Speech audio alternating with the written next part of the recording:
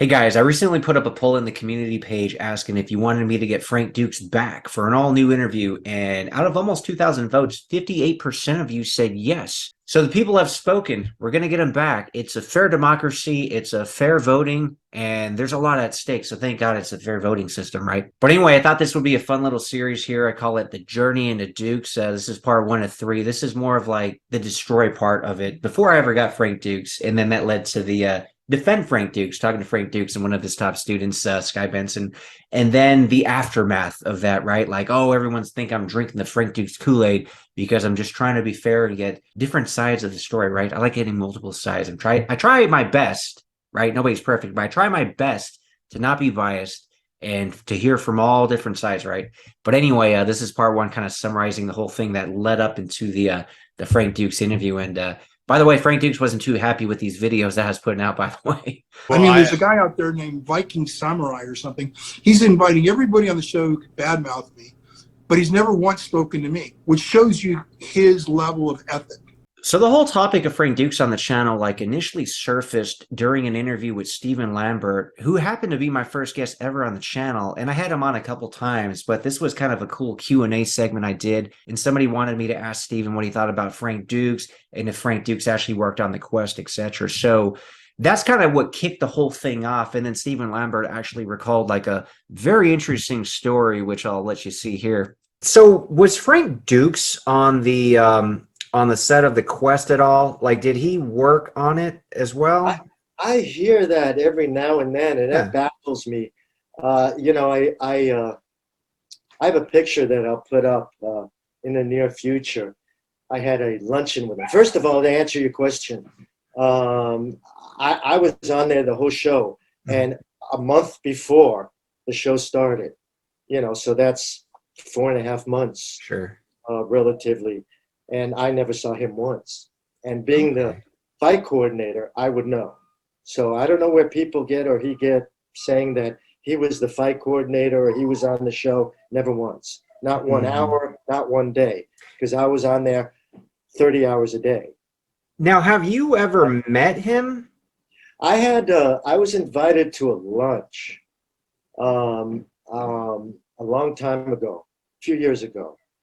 And with a director named Alon Newman and a car racing guy named Matan. And there were 3 or 4 other guys there with Frank Dux. And I knew who he was, but he didn't know who I was. And during this luncheon, it was Beverly Hills restaurant. During this luncheon, he wouldn't stop talking. And I just listened. And I was there for 2 hours until he got to a certain point where all of a sudden the quest got brought up. And he said he was the stunt coordinator. Boom, you got him. Yeah, I rose and I gave him a piece of my mind with respect. And everybody was shocked. And I got up and I walked out. And my director friend, Alon Newman from Israel, came over to me and said, why don't you come back in? Calm down, why don't you come back in? Because I take very much offense, people stealing other people's work. Okay, he's trying to get your credit. People don't understand it's your life, it's your work. Sure, yeah.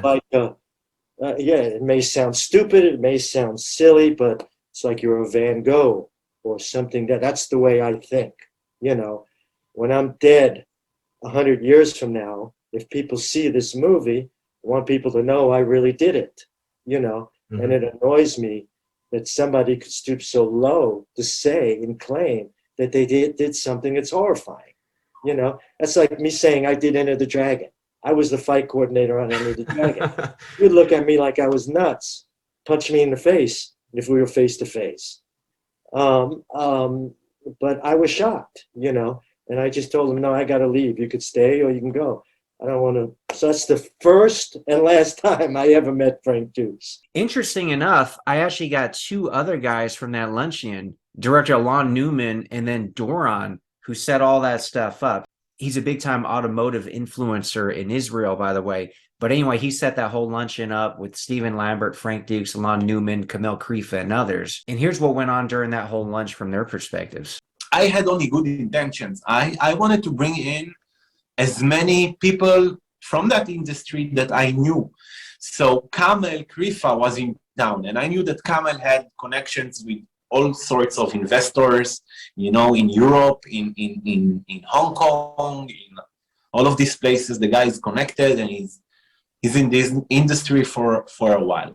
Plus, Frank Dux was also in town, and I thought, oh my God, Frank Dux, you know, it's Frank Dux. Maybe we can bring him also. And I just tried to bring all the guys together and in one table, you know, and make a meeting and see all of them together, because when you have a lot of talents mixed, something good is going to happen. That's what I was thinking. I was very naive. Oh, so it backfired. Yeah. You know, very naive. Frank started talking about doing the stunt coordination. No. Like the fight choreography, right? Yes, No. fight choreography and stunt coordination. And he said that he was doing it in the movie, and then there's, you know, it got into Steven. He didn't say that. He said something about he didn't say about the stunts. He said something about writing, about that he had something to do with the script of the quest. He didn't say No. He probably said both. He probably said both.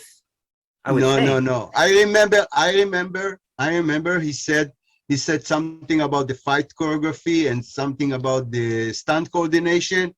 And then Steven was working on the quest. You know, there's no doubt about it.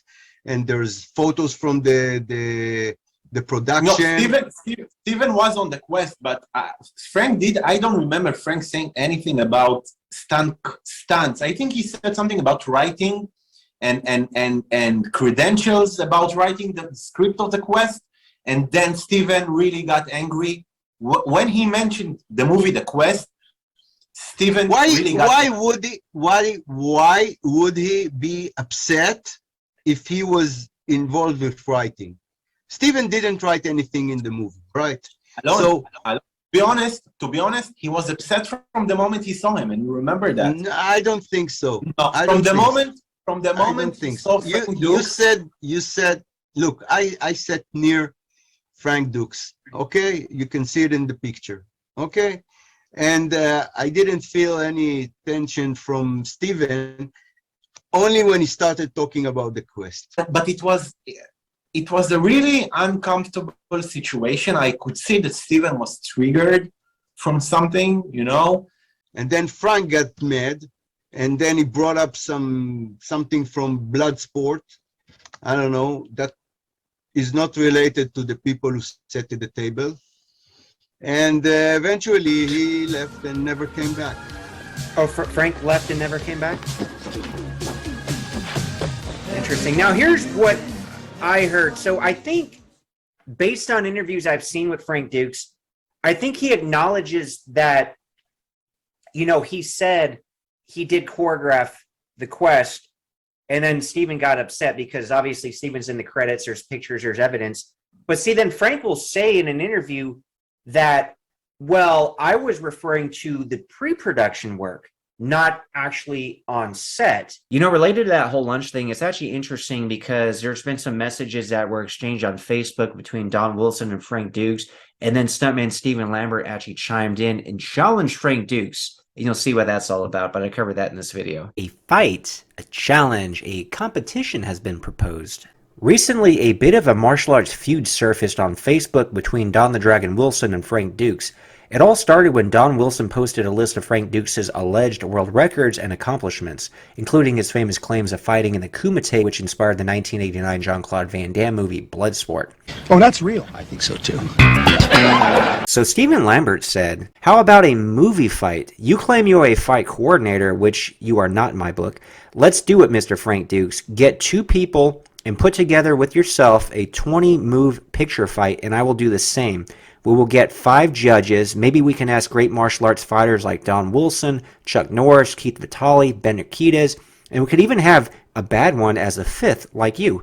You can be a judge, and I will still kick your ass, leave you in the dust. You have no idea what a fight coordinator does or is. You have a credit in a movie or two, but that doesn't make you a fight coordinator. I'm sure without me being there in the movie you did myself, not being there, that you had help. You were not the man who was putting it together. You do not have the intelligence, Frank Dux. You are what we call in the movie business a wannabe. Nothing more. How about it, lying Frank Dux? Please let me know. Yours truly, Steven Lambert. Everyone stay safe and healthy, everyone. Lambo out. And he leaves on such a positive note. I like that. But I like that. I like that. That is certainly an interesting challenge. Hell, I want to be one of the judges if they put it together. If not an official judge, I'll definitely cover it on my channel anyway. But let's look at what credits each man, Frank Dux and Steven Lambert, has as far as fight choreography goes. We'll start with Frank Dux. Bloodsport, Van Damme classic. Lionheart, another Van Damme classic. And Only the Strong. With Mark Dacascos, I'd call it a 90s martial arts classic. These are all Sheldon Lettich directed films, by the way. Sheldon Lettich, of course, wrote Bloodsport based on Frank Dux' story. So for Only the Strong, the main villain in the film, played by Paco Prieta, is listed as the assistant fight choreographer. It's really hard to say how much involvement he had in the film fights versus Frank Dux, but overall, I do like those fight scenes, and that film in general is a classic. As far as Bloodsport and Lionheart goes, Van Damme was magnificent, and both those movies were a classic Van Damme showcase. Similar to what he would also do in that era with Kickboxer, Death Warrant, and Double Impact, to name a few. Unfortunately, that proposed fight choreography competition never actually took place, but I did propose one other question in that video. So the question is, how much involvement did Van Damme have in the fight choreography? It's the chicken or the egg. Did Frank Dux inspire the classic Van Damme type fighting that Van Damme would continue to do in several films outside of Dux' involvement? Or was Van Damme leading the charge the entire time from day one, with Dux getting overall credit for the fight choreography and minimum at least creating all the non-Van Damme fights in those films? One common complaint that a lot of people have in that era of Van Damme films, by the way, is that the choreography is basic, and Van Damme just does the same 4 or so kicks all the time.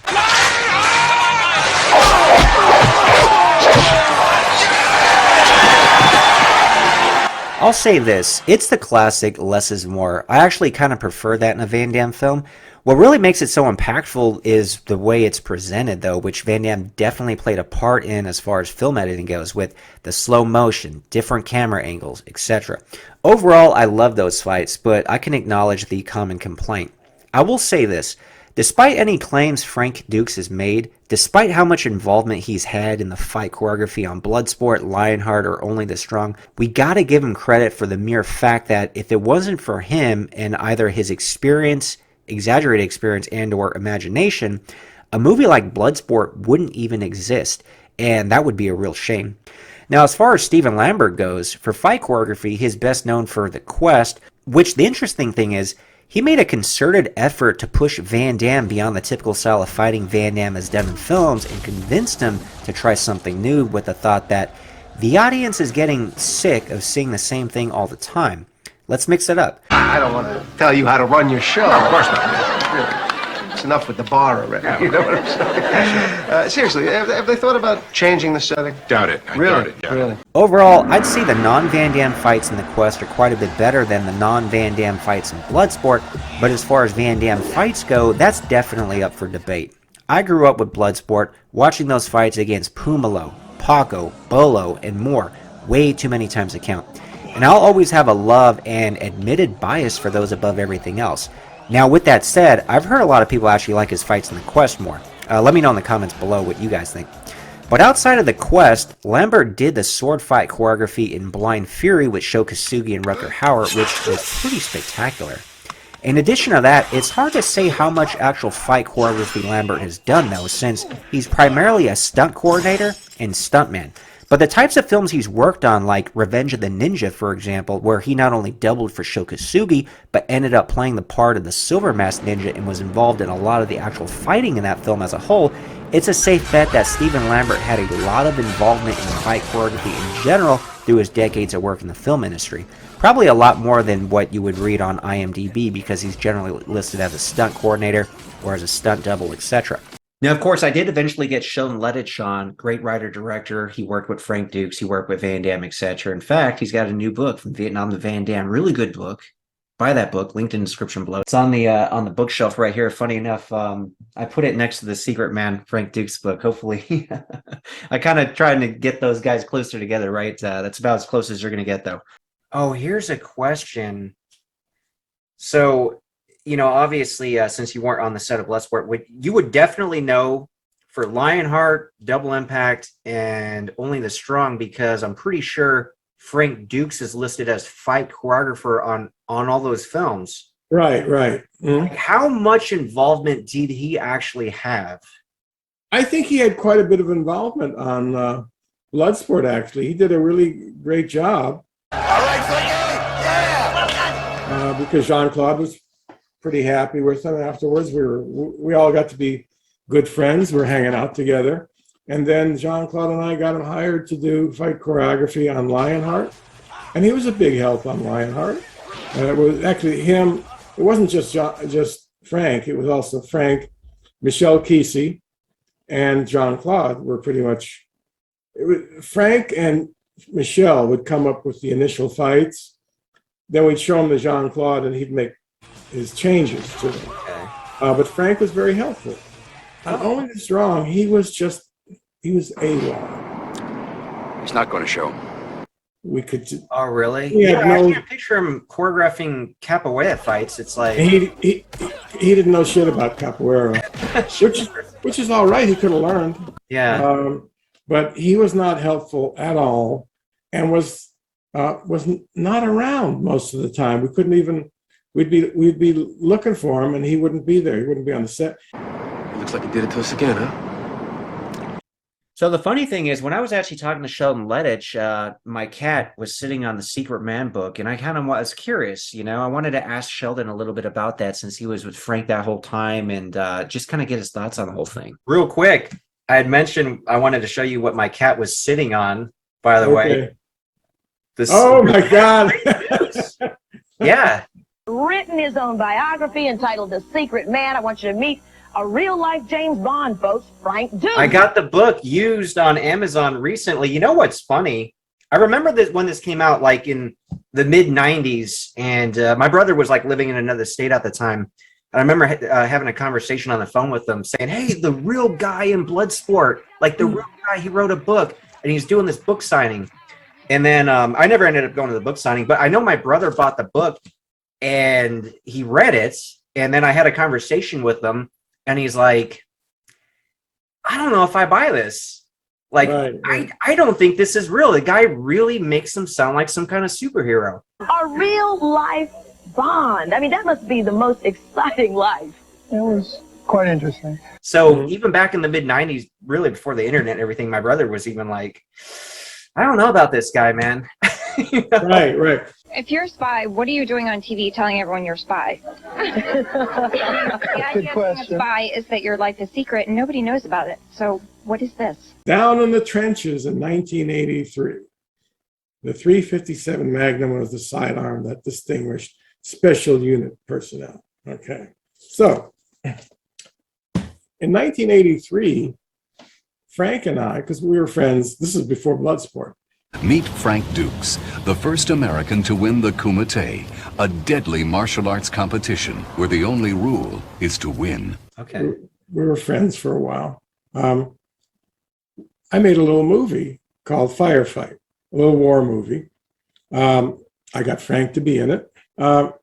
It's basically a movie set. I've got other shots where you see him in the same outfit where there's a crane and a camera and crew people around. So basically that was on a movie set. And he's basically saying, here I am down in the trenches on a real mission, but it's all bullshit. So those interviews actually got Frank Dux' attention, which was quite interesting. And then I found out because some people had sent me this podcast that he was on where he mentioned me. We're joined, by the way, with Frank Dux. No. It's Dux. Well, I mean, there's a guy out there named Viking Samurai or something. He's inviting everybody on the show who could badmouth me, but he's never once spoken to me, which shows you his level of ethic.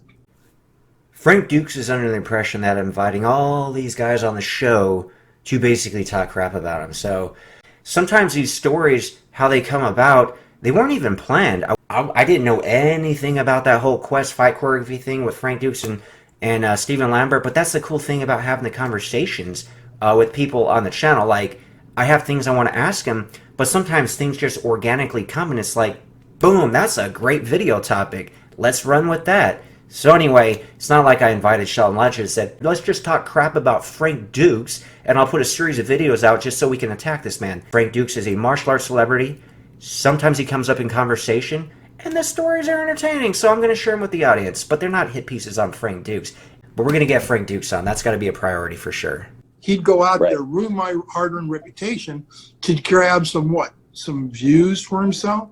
He thinks that's going to really raise his station in light? Right now, I so many people are just looking at the guy going, for what he really is. There's no ethics. That's the most unethical thing you can do. All right, I got to respond to that. As far as the image goes, it's tarnished. I'm unethical. I must pivot. I got to change. So instead of the Viking Samurai, it will now be known as the Viking Samurai Wolverine. All joking aside, I think I do make a pretty good Wolverine, so this is going to be my Halloween costume this year. So ever since Frank Dux said I lacked ethics, I was in contact with a couple people from his inner circle, then a couple people who were not exactly the biggest fans of Frank Dux. Sifu Alan Goldberg and Don Wilson actually had on a video. Very interesting discussion. He's threatened me, Frank Dux. He's threatened me bodily harm. That is the worst thing he ever did. Frank's lies are this kind. I flapped my wings so hard, my hands, that I levitated up and I landed on the moon. Whoa. God, I'm so happy we're on. You know this is the most anticipated show that's ever been on the internet. It's a big one, man. I'm excited. I know Frank Dux must be excited.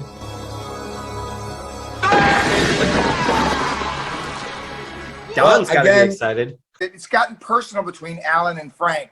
And my situation with Frank is nothing personal.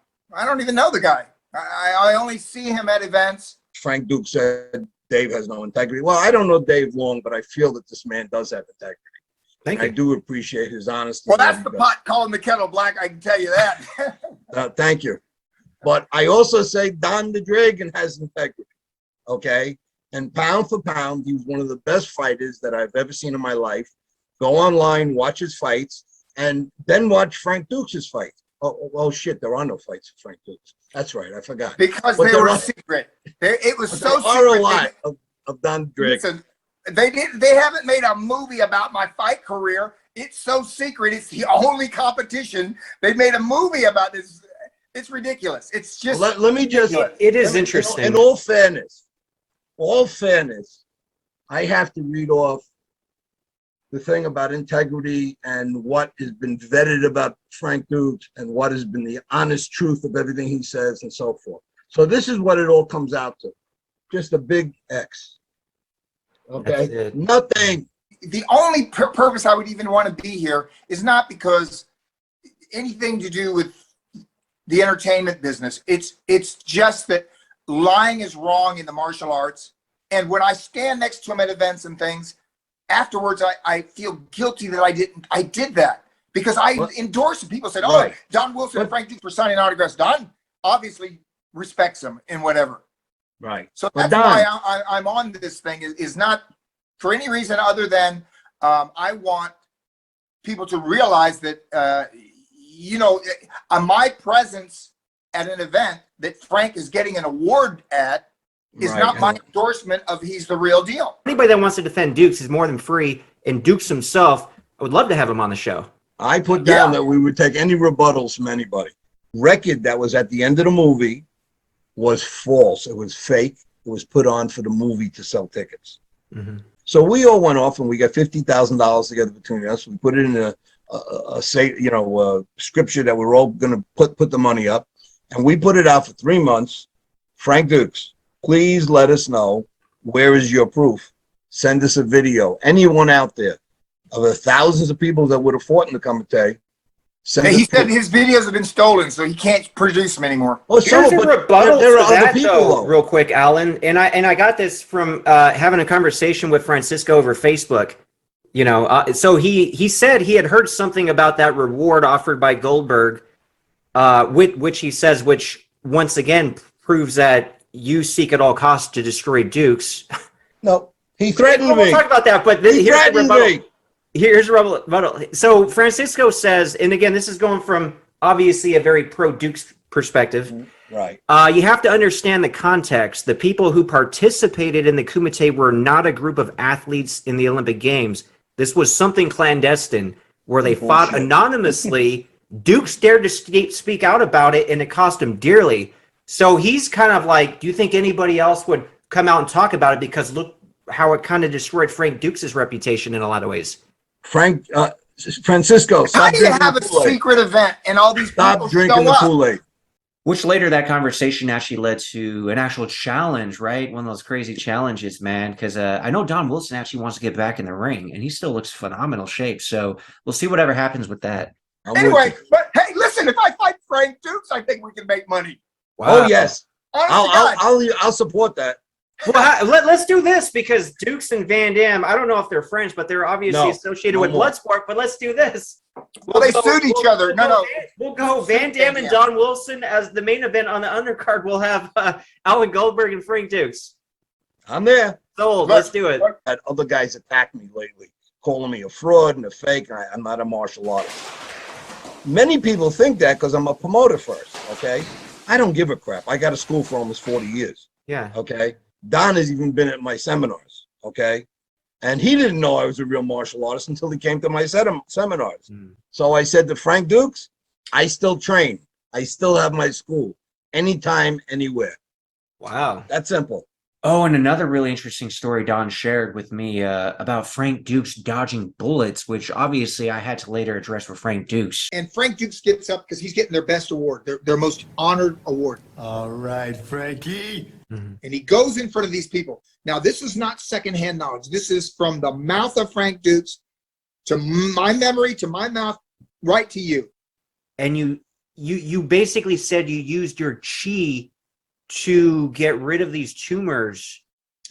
Frank gets up there and he says, I just wanted to let the audience know what I contribute to the martial arts because people don't know this. He goes, I'm going to tell it to you now here, what I have done for all you martial artists. And I believe there's like 1,500 people there. Wow. He said, in the martial arts, we study and we work hard, all of us do, to reach a level of competency to defend ourselves. But everybody always comes and says, yeah, but what if they have a gun? He goes, well, and he said, I did this for you, for all of us. I developed a technique where if you pull a gun and you try to shoot me, I can move my body in such a way I cannot be shot. He said, I perfected that. And he said, I can no longer demonstrate it though, because I was diagnosed with terminal phase 4 brain cancer. And I used my chi, the remaining chi of my body, to cure myself of the cancer. And now I don't have the chi that is required for me to dodge bullets. But I just wanted you to know that I did this for you. And he gets his award. And No, then, that's a lie. so you never said that. No, what I said is, anyway, that's part one of the summary in this journey into Dukes. Part 2 is going to be more of the pro Dukes content, the defending Dukes, right? And then part 3 is going to kind of be like what happened after that.